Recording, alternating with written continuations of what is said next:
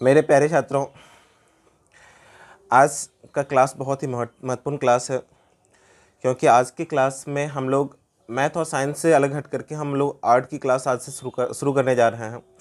Art जो कि आप सब आदमी का सबसे ही सबसे ही इम्पोर्टेंट सब्जेक्ट रहा है। कुछ बच्चे को आर्ट बहुत अच्छा लगता है पढ़ने में, तो कुछ बच्चे को आर्ट्स अच्छा लगता ही नहीं है। तो ऐसे में हमने आर्ट्स पढ़ाने का जिम्मेवारी लिया है, और फिर इस आर्ट्स पेपर को बहुत ही रोचक बनाने का भी जिम्मेवारी हमने लिया है। हम इस आर्ट पेपर को इतना रोचक बना करके पढ़ेंगे, रोचक तरीके से पढ़ेंगे, जिससे कि आर्ट्स जो सब्जेक्ट जो आप लोगों को लगता है कि मुझे समझ में नहीं आती इसकी कहानी, वो कहानी आपको बहुत अच्छे से समझ में आएगा। इसीलिए लगातार मेरे साथ बने रहिए।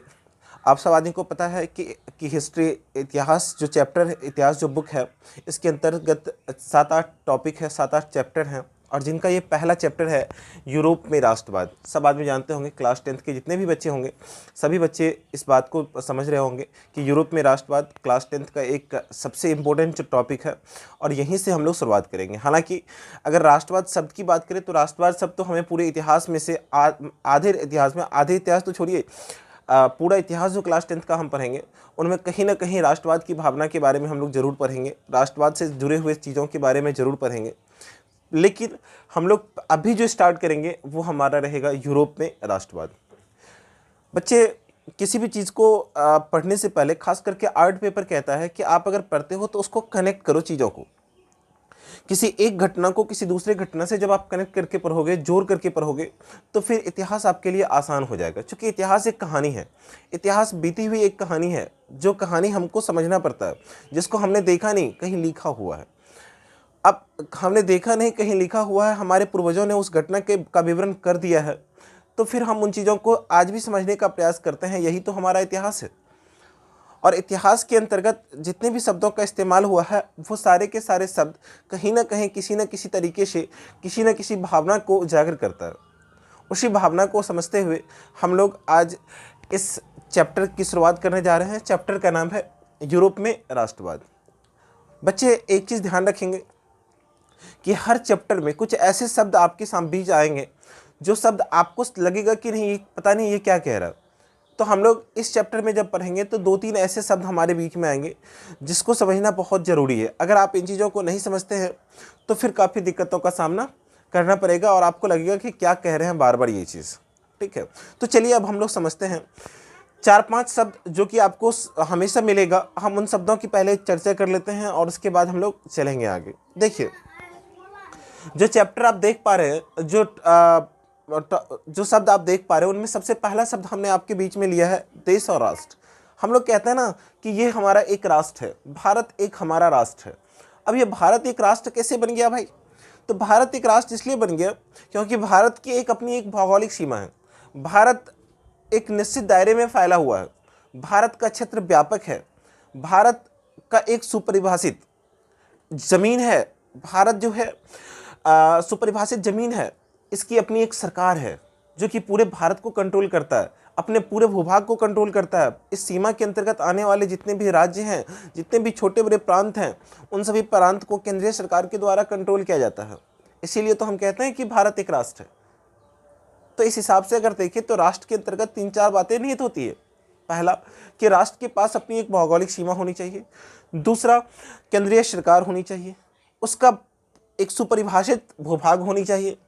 जानते हैं, इनका एक निश्चित भाषा होनी चाहिए, एक राष्ट्रीय भाषा होनी चाहिए जो लगभग उस पूरे राष्ट्र के अंतर्गत वो बोला जाए, और पूरा राष्ट्र के लोग उस भाषाओं को लेकर के आगे बढ़े, उसको अपना अभिमान समझे, तो हम कहते हैं कि वो हमारा एक राष्ट्र है। तो हमने राष्ट्र की परिभाषा आपके सामने यहाँ पे रख दिया, और वो ये है कि एक ऐसा भूक्षेत्र जिनकी एक अंतर्राष्ट्रीय सीमा, एक सुपरिभाषित भूभाग, एक राष्ट्रीय भाषा तथा एक केंद्रीय सरकार हो, उसे ही हम लोग राष्ट्रीय देश कहते हैं, उसे ही हम लोग राष्ट्रीय देश कहते हैं। दूसरा है हमारे, हम लोग कहते हैं ना कि राष्ट्रीयता। अब आप देखते होंगे कि आप अगर कोई व्यक्ति अमेरिका में है तो कभी इंडियन को नहीं बोलता, कभी भारतीय को नहीं बोलता। अगर कोई व्यक्ति कहीं दुनिया के किसी भी कोने में है तो उसके अंदर एक ऐसी भावना है कि हम भारतीय हैं। और वो भारतीयों की दृष्टि से ही वहाँ के लोगों के द्वारा भी देखा जाता है, समझा जाता है, और उसके अंदर खुद भी एक भावना व्याप्त होती है कि हम तो भारतीय हैं, हम यहाँ के वासी तो हैं नहीं। मतलब ये कि एक ऐसी भावना, एक ऐसा भाव जो उसको अपने राष्ट्र से जोड़ करके रखता है, यही तो राष्ट्रीयता है। एक ऐसा भाव, एक ऐसी भावना जो अपने राष्ट्र के हित, अपने राष्ट्र के लिए वो जुट करके रहता है, जुड़ा हुआ रहता है अपने राष्ट्र से, उस भावना को ही हम लोग राष्ट्रीयता कहते हैं बोले। तो दो शब्द हम लोग समझे, एक तो राष्ट्र, दूसरा राष्ट्रीयता। राष्ट्र के बारे में हमने क्या समझा? राष्ट्र के बारे में हमने समझा बोरे कि अंतर्राष्ट्रीय सीमा होगी, निश्चित भूभाग होगा, एक भौगोलिक परिक्षेत्र होगी, सुपरिभाषित भूभाग होगा, उसकी अपनी एक भाषा होगी, और फिर अगर केंद्रीय सरकार होगी तो हम कहेंगे कि वो हमारा एक राष्ट्र है। वहीं पे हम अगर राष्ट्रीयता की बात करें तो हमने क्या बोला कि आप पूरी दुनिया की किसी भी कोने में चले जाओ, लेकिन एक ऐसी भावना जो उसे अपने राष्ट्र से जोड़ करके रखता है, यही हमारी राष्ट्रीयता है। वहीं पे एक तीसरा शब्द जिसको लेकर के हम इस पूरे चैप्टर को पढ़ेंगे वो है राष्ट्रवाद। आपको बता दूं कि राष्ट्रवाद क्या होती है, तो राष्ट्रवाद एक भावना है। राष्ट्रवाद एक भावना है जो लोगों के मनों में पनपती है, लोगों के मनों में रहती है, लोगों के विचारों में रहती है, जो जिस भावना के कारण एक विशेष भौगोलिक, सांस्कृतिक और सामाजिक परिवेश में रहने वाले लोग एकता की भावना से, एकता के विचार से जुड़े हुए रहते हैं। यह राष्ट्रवाद की ही तो भावना है जिसकी वजह से पूरे राष्ट्र के ऊपर आए किसी भी संकट के समय पूरे दुनिया के लोग, पूरे राष्ट्र के लोग एक हो जाते हैं और एक होकर के उनकी सामना करते हैं। आप देख रहे होंगे अभी हम क्या कह रहे हैं, हमारे देश में राष्ट्रवाद की भावना जगी है, जिस राष्ट्रवाद की भावना की वजह से ही केंद्र से एक ऑर्डर आता है और हम सब आदमी उनकी बातों को मानने को तैयार हो जाते हैं। अभी फ़िलहाल में ही आप देखे होंगे कि कई ऐसी घटनाएं हुई हैं जहाँ पे हम करते क्या हैं कि पूरे राष्ट्र के लोग, कोई भी बातें होती है तो राष्ट्र हित के लिए हम सब आदमी एक होकर के विचार करना शुरू कर देते हैं। मतलब हम सब आदमी एक हो जाते हैं, यही तो राष्ट्रवाद है पूरे। आज अगर मान लीजिए हमारे देश पे किसी प्रकार की विपत्ति आ जाए तो क्या हमारे देश के कोई भी लोग इस विपत्ति के सामना करने से पीछे रहेंगे? बिल्कुल नहीं। तो ये जो विचार है कि ये हमारा देश है, हमें हमें हमें हमें हमारे देश को बचाना है, हमें इस विपत्ति से निकलना है, ये जो हर व्यक्ति के मन में जो विचार उत्पन्न होती है, यही विचार हमारा राष्ट्रवाद है। तो समझ में आ गया होगा कि राष्ट्रवाद क्या है। कुछ शब्द और भी हम लेते हैं, एक है रूढ़िवादी राष्ट्रवाद और उदारवादी राष्ट्रवाद। ये दो शब्द उस समय के हैं जब राष्ट्रवाद की भावना पूर्ण रूप से पनपी नहीं थी। उस समय कुछ लोग ऐसे थे जो कि अपनी कुछ लोगों की अपनी एक राय थी, अपनी एक विचार था, और वो लोग जो है सो अपनी विशिष्ट संस्था, रीति रिवाज, लोक प्रथाओं और ऐतिहासिक परंपराओं को बचाने का काम कर रहे थे। वो चाहते थे कि हमारी जो प्रतिष्ठा है वो हमारा बचे। क्यों बचे? क्योंकि उस समय राजाओं का जो चल रहा था सिलसिला, उनकी जो पराकाष्ठा थी, उनकी जो शोषण करने का पराकाष्ठा था, उनसे कुछ लोगों को डर लगता था कि कहीं हमारे रीति रिवाज, कहीं हमारी संस्था, कहीं हमारी लोक प्रथाएं और ऐतिहासिक परंपराओं के ऊपर तो संकट नहीं आ जाएगा। और इसी से निपटने के लिए कुछ लोगों में एक भावना जगती थी और राजा के विरुद्ध वो लोग आवाज़ उठाते थे। जानते हैं, ये भी एक प्रकार का राष्ट्रवाद था, लेकिन ये कौन सी राष्ट्रवादी थी? कौन सा राष्ट्रवाद था? रूढ़िवादी राष्ट्रवाद कहलाता है, ठीक ना, जो सिर्फ और सिर्फ अपने हित के लिए सोचता था, जो अपने जो कुछ दायरा था, कुछ विशेषता थी उनकी, ठीक ना, जिसके अधीन वो लोग अपना जीवन यापन करता था। जैसे उनकी कुछ रीति रिवाज थी, उनकी कुछ प्रथाएं थी, उनकी कुछ ऐतिहासिक परंपराएं थी, उन सबको बचाने के लिए वो अपना प्रयत्नशील रहते थे। और उन सबको बचाने के लिए जो प्रयत्नशील रहने वाले जितने भी लोग थे, ऐसे लोगों को रूढ़िवादी राष्ट्रवाद कहा गया था। वहीं पे एक और राष्ट्रवाद हम लोगों को पढ़ने को मिलेगा, उनका नाम था उदारवादी राष्ट्रवाद। ये उदारवादी राष्ट्रवाद कौन से लोग थे? ये वो लोग थे उदारवादी राष्ट्रवाद जो स्वशासन चाहता था। वो चाहता था कि हम खुद से शासन करें, हमारा शासन करता कोई दूसरा नहीं होना चाहिए, हम जिसको चुनेंगे वही मेरे ऊपर शासन करेगा, हम जैसा चाहेंगे वैसा ही संसार बनेगा, हम जैसा जिंदगी जीना चाहेंगे हम वैसा ही जिएंगे। इस तरह की भावना, प्रजातांत्रिक संस्थाओं की स्थापना तथा व्यक्तिगत स्वतंत्रता प्राप्त करने की जो भावना लोगों में उस समय जन्मी थी, ऐसी भावना को हम लोग उदारवादी राष्ट्रवाद कहे थे। और ये भावना पूर्ण रूप से 1789 की क्रांति जो हुई थी, फ्रांस की क्रांति, उससे पहले की है। हालांकि ये बाद में भी कुछ दिनों तक चली ये भावनाएं, लेकिन ये भावनाएं उस दिन बहुत ज़्यादा व्यापक हुई थी। तो ये 5 शब्द थे जिनका इस्तेमाल हम बार बार इस पूरे चैप्टर में करेंगे। जब कभी भी हम बोलेंगे उदारवादी, तो आपको समझ में आना चाहिए कि ये वो लोग हैं जो प्रजातंत्र चाहते हैं, राजतंत्र से अलग रहना चाहते हैं, जो व्यक्तिगत स्वतंत्रता चाहते हैं, जो अधिक स्वशासन चाहते हैं, वो चाहते हैं कि सरकार में हमारी भी हिस्सेदारी हो। ऐसे लोग उदारवाद थे। रूढ़िवादी जब कभी भी बोलेंगे तो वो अपने हित की रक्षा करना चाहता था, अपने रीति रिवाज की रक्षा करना चाहता था, अपनी प्रथाओं की रक्षा करना चाहता था। और जब इन सभी विचारों से जो लोग प्रभावित था वो हमारे रूढ़िवाद थे। ठीक है, ये 5 शब्द उम्मीद है कि आप सब आदमी को समझ में आ गया होगा। अगली बात हम चलते हैं अपने टॉपिक की तरफ, और वो टॉपिक अपना है यूरोप में राष्ट्रवाद। जानते हैं यूरोप क्या होती है? हम सब आदमी जानते हैं कि हमारे ये पूरा पृथ्वी 2 हिस्सों में बटा हुआ है। एक तो अपना स्थलीय और दूसरा महासागरीय, जलीय जिसको आप कह सकते हो। हमें महासागर से तो कोई लेना देना नहीं है अभी, फिलहाल हमें स्थल से लेना देना है। और पूरे पृथ्वी के जितने भी स्थलीय क्षेत्र हैं उनको 7 हिस्सों में बांटा गया है, जिसको हम लोग महादेश कहते हैं। उसी महादेश में एक महादेश है यूरोप। ये जो यूरोप महादेश देख रहे हैं, ये यूरोप महादेश जिसकी स्थिति आज जो आप देख रहे हैं, हालांकि वो शुरू से ही प्रगतिशील रहा है किसी और महादेश की अपेक्षा, लेकिन जो स्थिति अभी की है ये स्थिति यूरोप की पहले नहीं थी। आज से 200, 250, 300 साल पहले यूरोप की स्थिति ये नहीं थी। क्यों? क्योंकि आज यूरोप के कई ऐसे देश हैं जहाँ पे प्रजातंत्र है, जहाँ पे लोकतंत्र की स्थापना हो चुकी है, लेकिन आज से 200, 250, 300 साल पहले यूरोप में एक विशिष्ट राष्ट्र भी नहीं था, एक क्या कहते हैं, सुव्यवस्थित देश भी नहीं था। आप ये भी कह सकते हैं कि वहाँ पे कोई भी निर्धारित राष्ट्र उस समय नहीं था। आज से 200-300 साल पहले छोटे छोटे राज्य हुआ करते थे, राजवाड़े हुआ करते थे, प्रांत हुआ करता था, छोटे छोटे जगहों में कि चलाने वाले शासनकर्ता होते थे। बड़ा कोई भी व्यापक नहीं होता था, केंद्रीकृत सरकार नाम की कोई चीज़ वहाँ पे नहीं थी। लेकिन समय बीतता गया, परिस्थितियाँ बदलती गई। उन सभी परिस्थितियों में एक देश था जो कि बहुत ही तेज़ी से एक नई विचारधारा से उद्वेलित हो रही थी, और वो देश था फ्रांस। वो देश था फ्रांस, क्योंकि फ्रांस के अंदर एक नई विचारधारा का जन्म हम लोग मानते हैं कि पुनर्जागरण काल और 1789 की क्रांति के बाद शुरू हुई। लेकिन ये नई विचारधारा 1789 की क्रांति, हम लोग इसको डेडलाइन जरूर मानते हैं, लेकिन वो एक दिन की घटना नहीं हो सकती। इस विचारधारा को बढ़ाने का काम नहीं कर सकता है। 1789 से पहली जो पृष्ठभूमि थी, हम लोग पहले उसकी चर्चा करेंगे और उसके बाद हम लोग आगे बढ़ेंगे और देखेंगे कि फ्रांस में 1789 की क्रांति आखिर कैसे हुई, किस प्रकार से 1789 की क्रांति के बाद वहाँ पे राष्ट्रवाद की भावना पनपी, और 1789 की क्रांति के बाद आखिर क्या हुआ पूरे यूरोप के अंतर्गत, पूरे यूरोप में। उसके बाद फ्रांस के क्रांति के बाद, 1789 की क्रांति के बाद यूरोप में जो जो परिवर्तन हुआ, उन परिवर्तनों को हम लोग एक देखिए बच्चे, हम लोग शुरुआत करते हैं। सबसे पहले हम 1750 से शुरुआत करते हैं। 1750 जो अभी आपको हम चर्चा किए थे कि 1750 वो ईस्वी है, वो समय है जिस समय राष्ट्र नाम की कोई चीज़ नहीं थी पूरे यूरोप में, है ना, कोई निर्धारित राष्ट्र नहीं था उस समय हम अगर बात करें तो उससे थोड़ा सा पहले फ्रांस की अगर चर्चा करें तो फ्रांस में लुई 14वां वहाँ का राजा था, जो कि मरणोपरांत, जन्म से लेकर के मरणोपरांत तक लगातार वो राजा रहा वहाँ पे।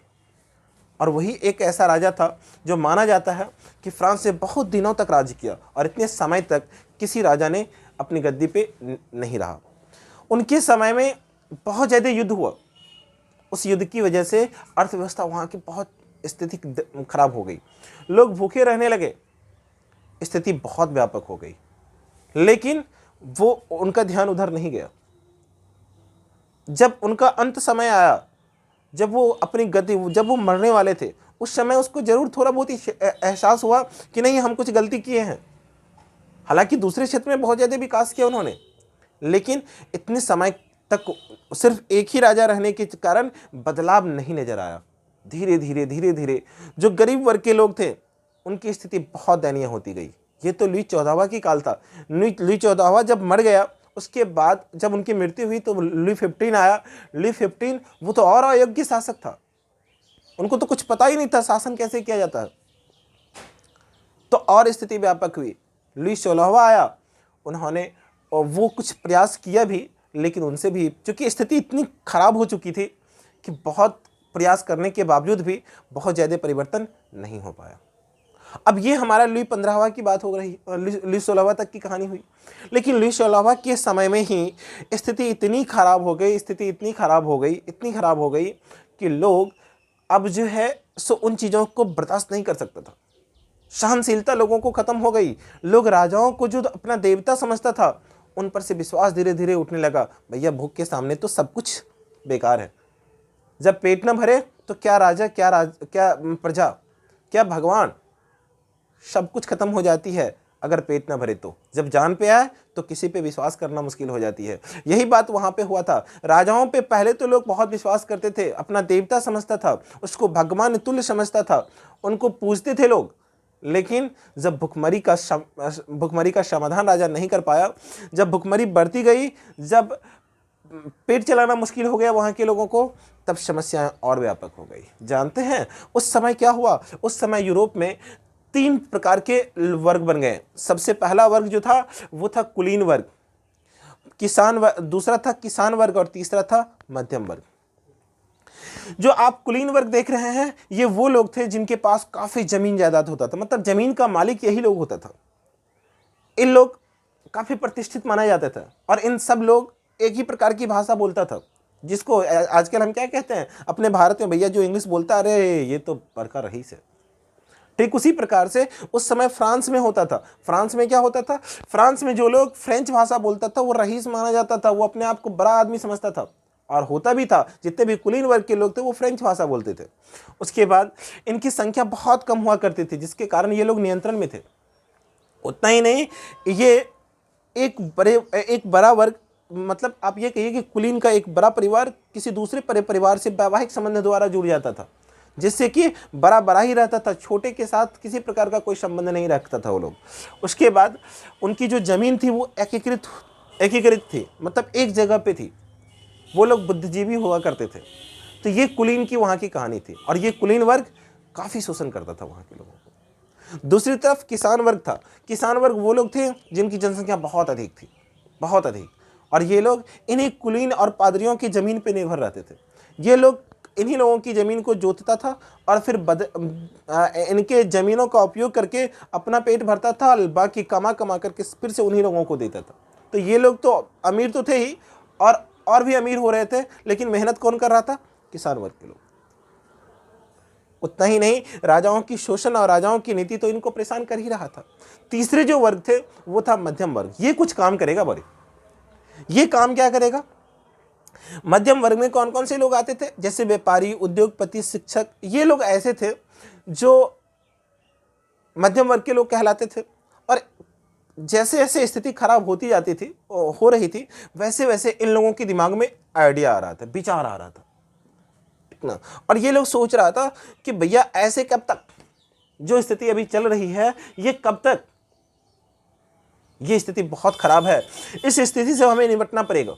और उसी को निपटने के लिए उनके दिमाग में जो आइडिया आया वो 2 प्रकार का था। खुराफाती आइडिया कह सकते हैं आप, ठीक ना। वो आइडिया सबसे पहला था कि इन लोगों ने ही सबसे पहले सोचा कि हम एकीकृत राष्ट्र क्यों नहीं हो जाते हैं, हम एक ऐसे राष्ट्र की कल्पना क्यों नहीं करते, हम एक ऐसा राष्ट्र क्यों नहीं बनाते, हम लोगों को हम एक राष्ट्र के अंतर्गत क्यों नहीं रखते। अब क्वेश्चन उठता है कि राष्ट्र का मतलब क्या, वो किस आधार पे चीज़ों को एकत्रित करने का प्रयास करना चाह रहे थे। तो वो ऐसे लोगों को जिनकी संस्कृति एक थी, भाषा एक था, परंपरा एक था, इतिहास जिन सब का एक था, उन सभी लोगों के बारे में इनका विचार था, इनका आइडिया था कि भैया इन सब को एकीकृत कर दो, इन सब को एक कर दो और उनका एक अलग राष्ट्र बना दो। उतना ही नहीं, इन लोगों के दिमाग में उदारवादी राष्ट्रवाद की भावना भी जगी थी, उदार राष्ट्रवाद की भावना भी जगी थी। अब ये उदार राष्ट्रवाद हम आपको पहले बताए थे। जनरली उदार राष्ट्रवाद जो भी लोग करते, मतलब ये जो राष्ट्रवाद था, इन राष्ट्रवाद का अपना एक मकसद था। उनका मकसद क्या था कि भैया व्यक्तित्व की स्वतंत्रता मिले, व्यक्तित्व की स्वतंत्रता मिले, कानूनों में समानता हो, लोगों के द्वारा सरकार का गठन हो, लोगों के द्वारा सरकार का गठन हो, राजतंत्र का अंत और प्रजातंत्र की स्थापना हो। मतलब उदार राष्ट्रवाद का जो अपना विचार था वो ये कि भैया हमें स्वतंत्र छोड़ दो, हमारे ऊपर किसी का कोई परहेज नहीं रहना चाहिए, किसी का कोई दबाव नहीं रहना चाहिए, हम स्वतंत्र रहना चाहते हैं, हम अपने तरीके से अपना ज़िंदगी जिएंगे। ये उदार राष्ट्रवाद का विचार था। वो कहते थे कि कानून चाहे कोई भी हो, जो कानून राजा के ऊपर लागू होगा वही कानून प्रजा के ऊपर लागू होना चाहिए, जो कानून उच्च वर्ग के लोगों के ऊपर लागू होगा वही निम्न वर्ग के लोगों के ऊपर लागू होना चाहिए, जो कुलीन वर्ग के लिए कानून बनेगा वही किसान वर्ग के लिए कानून बनना चाहिए, कानून में किसी प्रकार का कोई अंतर नहीं होना चाहिए। ये कानूनों में समानता चाहता था कौन? उदार राष्ट्रवाद।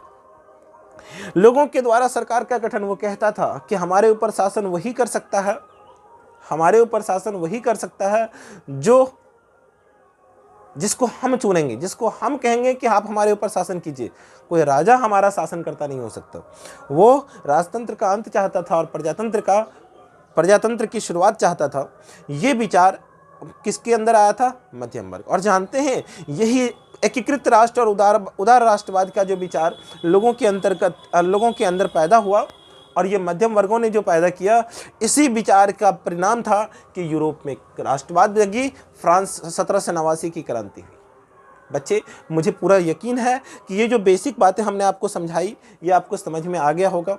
इसके बाद हम लोग देखेंगे कि 1789 की क्रांति कैसे हुई, कौन कौन सी बातें वहाँ पे हुई, उसका क्या प्रभाव पड़ा, और फिर यूरोप किस प्रकार से पूरे यूरोप में राष्ट्रवाद की भावना फैली और कौन कौन सी चीज़ें वहाँ पे हुई, बारी बारी से पढ़ेंगे। ये दूसरे वीडियो में हम लोग जाएंगे, पहले वीडियो में हम लोग इतनी ही बातें देखेंगे। धन्यवाद।